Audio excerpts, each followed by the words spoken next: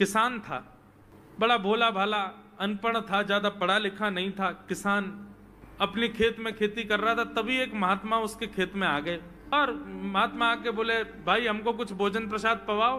किसान बोला, अरे महात्मा आए भैया, इनको प्रणाम करो। किसान ने उनको प्रणाम किया, प्रणाम करके महाराज उनको भोजन प्रसाद पवाया। कहा, महात्मा जी आप आए हैं, मुझे कोई गुरु मंत्र दे जाओ। महात्मा जी ने सुंदर गुरु मंत्र दिया, द्वादशाक्षर मंत्र दिया। बोले ये तो बहुत कठिन है, इतना कठिन नहीं, सरल सा दो। अष्टाक्षर मंत्र दे दिया। बोले ये भी कठिन है, कोई और सरल दे दो। महात्मा बोले कुछ नहीं, तुम इतना कृष्ण चंद्र बोल दिया करो बस, कृष्ण चंद्र। बोले हाँ, इसी का नाम, जब यही तुम्हारा गुरु मंत्र है। इतना भोला बेचारा याद करने लगा, उसको याद ही नहीं होवे कृष्ण चंद्र कृष्ण चंद्र कृष्ण चंद्र। अब भूल ना जाऊं इसके लिए बोलता रहता था 24 घंटे, कृष्ण चंद्र कृष्ण चंद्र कृष्ण चंद्र। अपने खेत में हल जोत रहा था, कृष्ण चंद्र बोल रहा था। इतने में उसकी पत्नी आ गई, अरे सुनो तुम्हारे लिए भोजन लाई हूं, जल्दी कर लो। बोले कृष्ण चंद्र कृष्ण चंद्र कृष्ण चंद्र। पत्नी पीछे लग गई, पीछे, भोजन तो कर लो, रोटी तो खा लो, ठंडी हो जाएगी। बोले अरे तू पीछे मत पड़, मैं भूल जाऊंगा, गुरुजी ने मंत्र दिया मुझको। पत्नी बोली, अच्छा एक काम करो, आप भोजन कर आओ, तब तक आपके नाम को मैं रट लेती हूँ, मैं उसको संभाल लूंगी, पर जैसे आप आओगे फिर आपको सुना दूंगी, आप कर लेना। वो ठीक है। बोले क्या बोलना है? बोले कृष्ण चंद्र। पत्नी बोली ठीक है। अब कृष्ण चंद्र बोलने लगी पत्नी, कभी कहीं जाए कभी कहीं जाए, कुछ करे। वो कृष्ण चंद्र बोलते बोलते घसीटे चंद्र हो गया।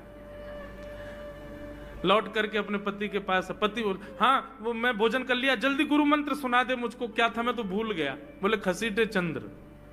वो उसी से ही हल जोतने लगा, घसीटे चंद्र घसीटे चंद्र घसीटे चंद्र।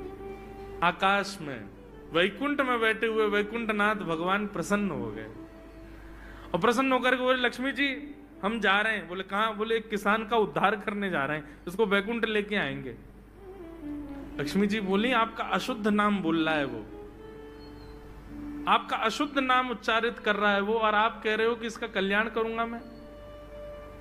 ठाकुर जी बोले, देखो नाम भाव कुभाव अनख आलसहु, नाम जपत मंगल दिश। नाम कैसे भी जपे कोई दोष नहीं है, बस भाव मेरे प्रति होना चाहिए। वो नाम भले ही गलत जप रहा है, लेकिन उसके हृदय में तो मैं ही हूं ना। और एक बात बताऊं लक्ष्मी जी आपको। बोले क्या? बोले ये घसीटे चंद्र अशुद्ध नहीं है, मेरा नाम है ये भी। बोले क्यों? बोले जब हम छोटे थे तो बाल लीला कर रहे थे ब्रज में, यशोदा मैया खूब नहलाती धुलाती और बढ़िया सुंदर श्रृंगार करती, लेकिन हम पूरे नंद भवन में कुटमुन चल चल के कभी नीचे लुढ़क करके, कभी ऊपर गिर के सब माला तोड़ लेते, अस्त व्यस्त वस्त्र कर लेते, घुंघराले केशों की ऐसे भुज्जा बना लेते, ऐसा रूप बना लेते।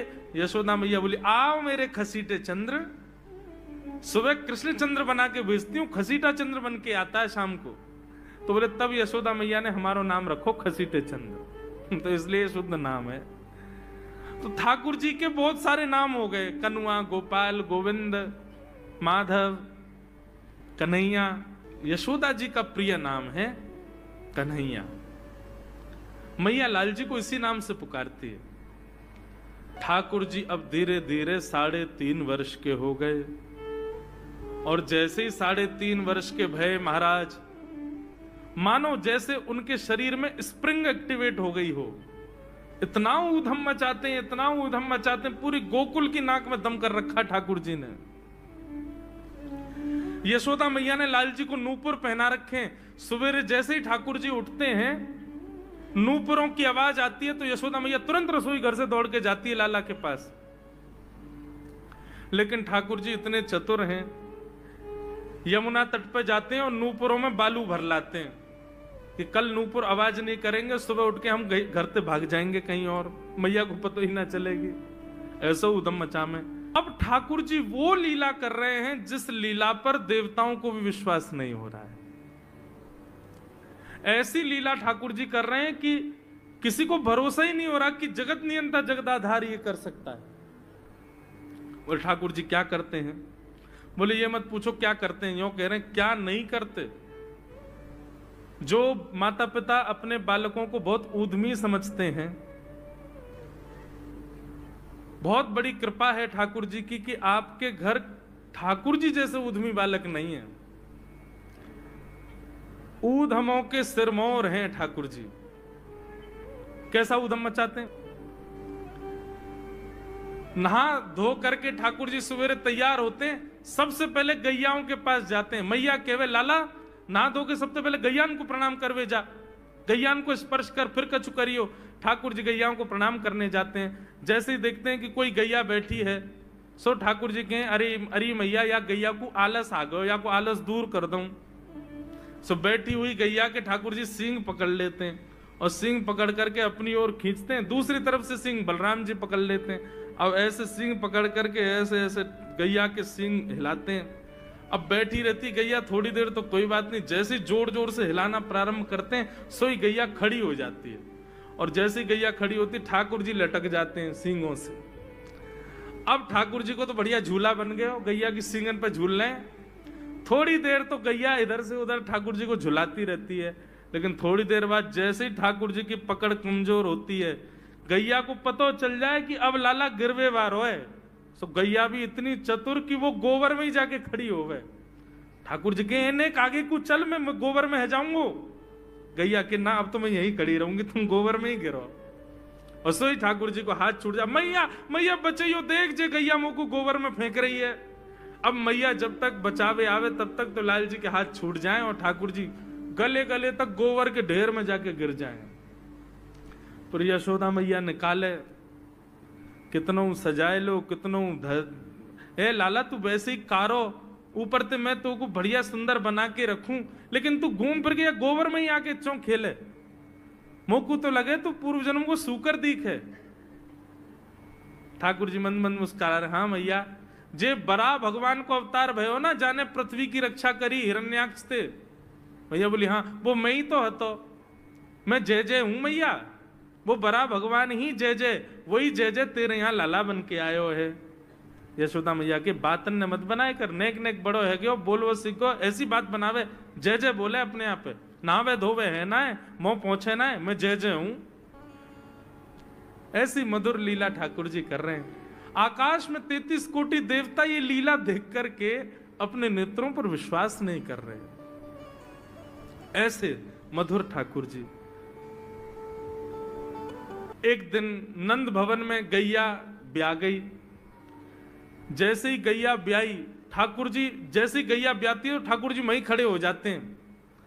और बंधुओं शास्त्रों में आज्ञा है कि गाय जब ब्याह रही हो, बछड़े को जन्म दे रही हो या बछिया को जन्म दे रही हो, उस समय गैया जो होती है वो दो मुखी हो जाती है। एक मुख तो सामने है, और जब जन्म देती है तो बछड़ा या बछिया उसका मुख जब बाहर आता है तो दो मुखी हो जाती है। ऐसी दो मुखी गैया की जब आप परिक्रमा करते हो तो पूरे ब्रह्मांड की परिक्रमा का फल प्राप्त होता है। तो ठाकुर जी का नियम है, नंद बाबा की उंगली पकड़ के खड़े रहे, जैसे ही गैया ब्यावे वारी हो तो वाकू सहलाते रहे, जैसे ही गैया ब्यावे वारी हो, जैसे ही बछड़ा बाहर आवे सोई ठाकुर जी वाकी परिक्रमा कर लें, परिक्रमा करके दंडवत प्रणाम करें, वाकू वाकी चरण रज को माथे से लगा में, और बछड़ा जन्म ले सो वाकू नवा में दुआ में वाकू अपने गरे से लगा में। एक दिन ठाकुर जी जोर जोर से रोने लगे। बछड़ा जैसे ही जन्म लियो बछड़ा ने, ठाकुर जी रोने लगे। नंद बाबा शांत करा में नहीं माने, बलराम जी ने शांत करायो नहीं माने। यशोदा मैया बोले लाला का भयो, तू रो क्यों रोए? बोले मैया मेरे संग बहुत बुरा भयो। यशोदा मैया बोली कहा भयो? बोले गैया के बछड़ा ने जन्म लियो।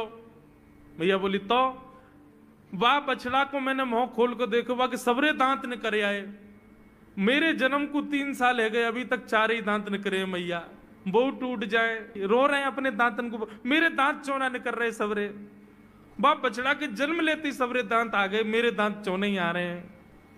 यशोदा मैया ऐसी मधुर बात सुनकर के झूठी झूठी कहती, मैया कहती लाला तू दूध ना पीवे ना, पूरे दिन मक्खन खावे, मक्खन चीकनो होवे, दांत निकले चिकनो है कि सुई पेट में चलो जाए, तो दूध पिए कर। चोटी पकड़ के रोते मैया मेरी चोटी चौना भर रही। बाप बलराम की चोटी देखो कैसी नागिन जैसी चोटी है वाकी, और मेरी चोटी कैसी है मैया, नेक सी पतरी सी। मैया बोल लाला तू दूध ना पीवे, दूध ते चोटी बढ़े। बलराम में देखिए ऐसा जग भर के दूध पीवे। सो ठाकुर जी दूध को पात्र हाथ में ले में, अपनी चोटी खोल ले में, और फिर चोटी पकड़ करके दूध पी में, और दूध पीते पीते नापते रहे कितनी बड़ी भई कि ना भई अभी। ऐसी मधुर लीला ठाकुर जी करते हैं। ऐसी लीलाएं हैं ठाकुर जी की कि उन लीलाओं को सुनकर के जो ज्ञान के मार्ग को नहीं समझ पाते, जो वैराग्य के मार्ग को नहीं समझ पाते, जो ज्ञान और वैराग्य से ठाकुर जी को प्राप्त नहीं कर पाते, वो इन लीलाओं से ठाकुर जी के हो ही जाएंगे। ऐसी लीला है।